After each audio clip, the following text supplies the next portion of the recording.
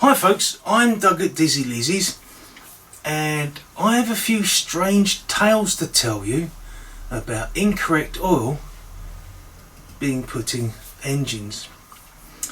Now, these are supposed to take a straight 30 weight engine oil. You can have some slight variant, but basically it's a 30 weight engine oil for agricultural material engines. Now, I've had machines come in where someone's put two-stroke oil in it, and where the seal where the engine is, it was on the Briggs and Stratton, it just leaked. Because after a bit of looking into it, the viscosity of two-stroke oil when it gets to a certain temperature is literally zero. It just leaks straight through the gaskets. So it was a case of drain all the oil out and actually tighten the bottom gasket up because it leaked. I had one come in where someone only put 50 millilitres of two-stroke oil in it, but luckily they hadn't used it that much or at all. It ran for about 5 minutes and gave up. Then they called me.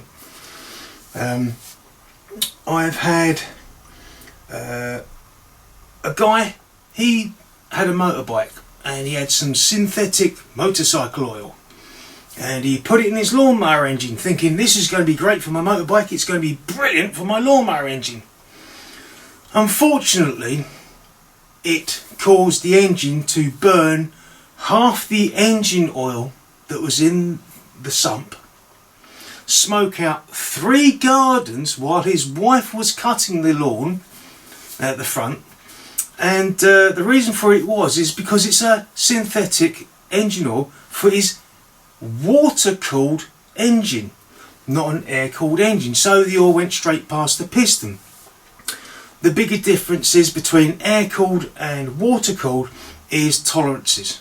Yeah, you can have a tighter tolerance on a water-cooled engine because everything's kept within a few degrees, where you sit stationary with a air-cooled engine, the temperature's going to go up. You start running it, it's going to come down. So tolerance come within, as I said, within tolerance.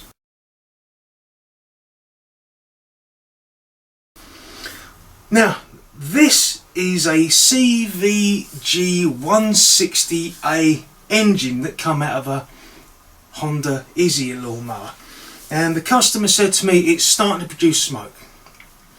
So I went round there, pulled it over, it produced some smoke and then died.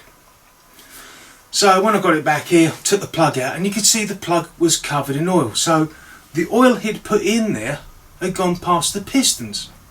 I also cleaned the carburetor because it wouldn't run. I got it to run for about 5 minutes and then it would die. And one of the reasons why it would die is because it come off the choke.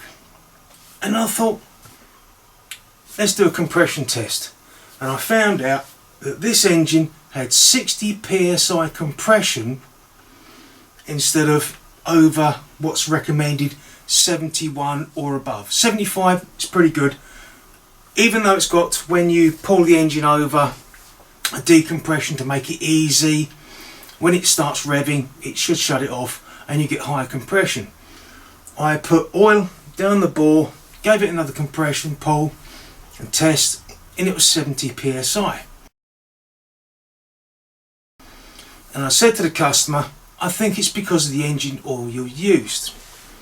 And he had bought this. Now, I know it's got a company's name on it, but it's not their fault. It's the viscosity. Halford's Classic Motor Oil, 20 watt 50. And you look on the vehicles on there, you've got a Mini, you've got, I think it's a Jensen Interceptor. Then you've got a video. They're designed for vehicles that were built during the 70s.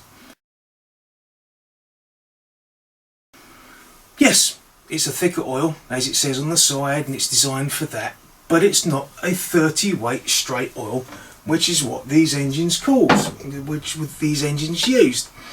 And I think what happened is over the time he's used it and changed the engine oil, he has basically gradually worn down the bore So it's got to that point where it's now, the bore is worn.